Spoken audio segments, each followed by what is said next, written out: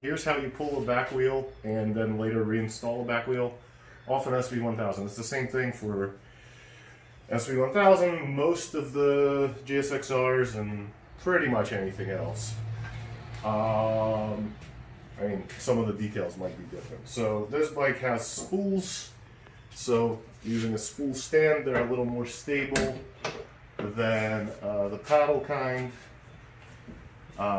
Get the back wheel off the ground, and then I like this neat, nifty little thing. It's the Pitbull, I can't remember, Pit Crew stand or something, but it latches onto the stand, and then you can support the back wheel with it, so you don't have to mess with it while you're pulling things apart or putting things back together.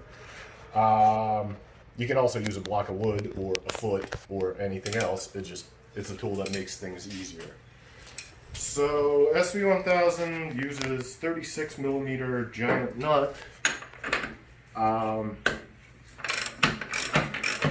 Just pull it down. How about tools that work? That will help. Get the giant nut off. If you can, pull the axle adjustment block out. Not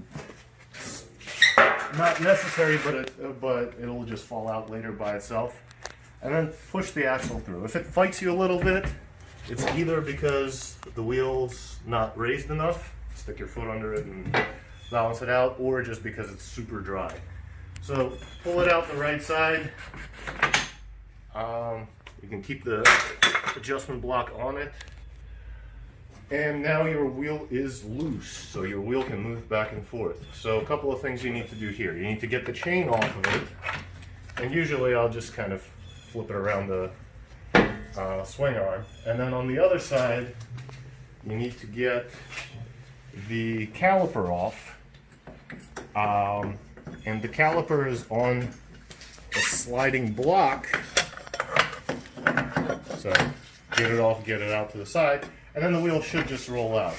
So caliper, something that's tricky for getting it back together. Here, come around this side. The caliper rides are on this little block in this channel. So I guess that would be called a key in machinist terms or something. I don't know.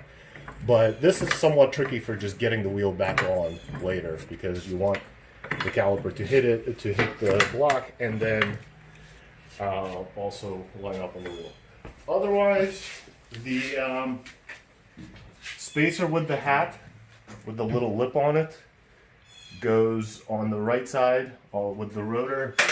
The flat spacer goes on the left side with the sprocket carrier, and that's pulling a wheel off.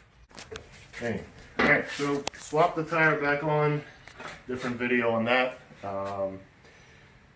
Put the spacers back in. Remember, the one with the lip goes on the rotor side, the flat one goes on the sprocket carrier side.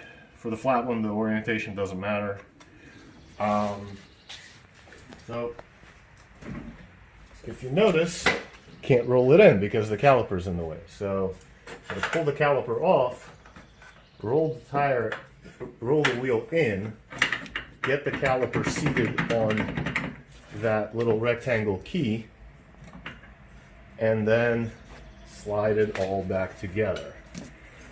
This is where the little lift stand really helps, because I know it's at the right height and so on. Before shooting the axle in, hook the chain back on, because once the axle's in, it's gonna get really hard and impossible.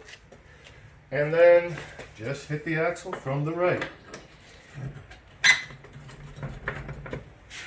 Sometimes you need a little bit of a wiggle. You may need to raise the stand a little bit or lower it, just to make sure everything is nice and aligned. And if the axle's not going, don't be shy about tapping it in with something. Maybe like a rubber mallet or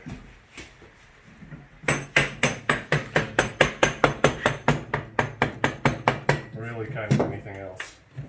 So the important things are get the axle adjustment blocks in before completely driving the axle home, because otherwise you'll be stuck.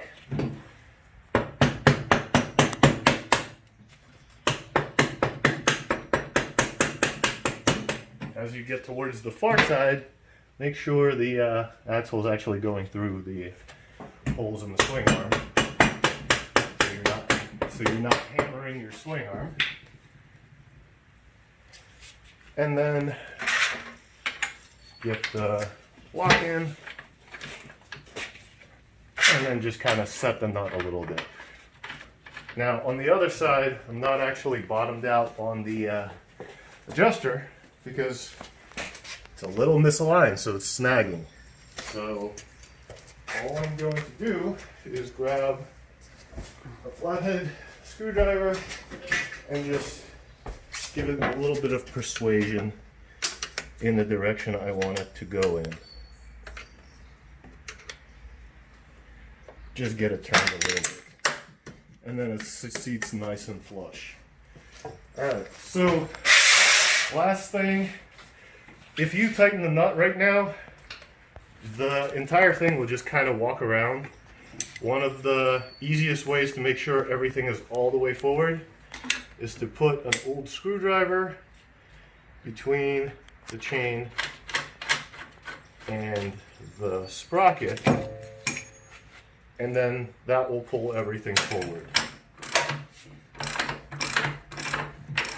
Obviously, I'm assuming the chain was adjusted previously because I took a wheel off. Now would also be a good time to do a chain adjustment if you weren't fairly confident that they were there, that it was in good adjustment. Last thing, can't remember the torque spec on it. I'll look it up later, but for right now, I'm going to put it at the same 72 foot-pounds that everything else gets. I'll leave it in the video description what the actual torque spec is. I have to go look at the manual. Wait for the click, and then pull the wheel forward so that the screwdriver falls out. And that's it. That's pulling and reinstalling a wheel on an sv1000. 650s, almost the exact same thing, just a few minor differences.